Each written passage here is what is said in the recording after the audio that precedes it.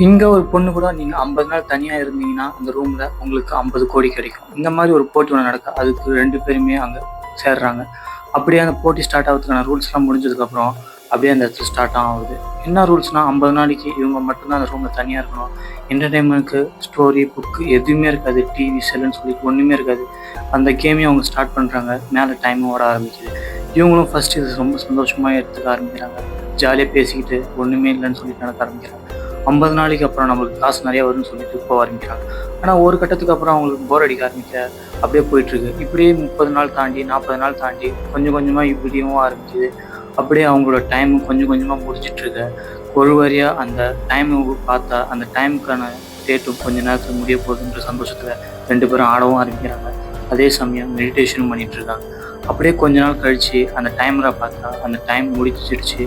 அவங்களுக்கு தேவையான அந்த 50 கோடி குடுத்து, இவங்க அந்த இடத்த விட்டு வெளில போறாங்க.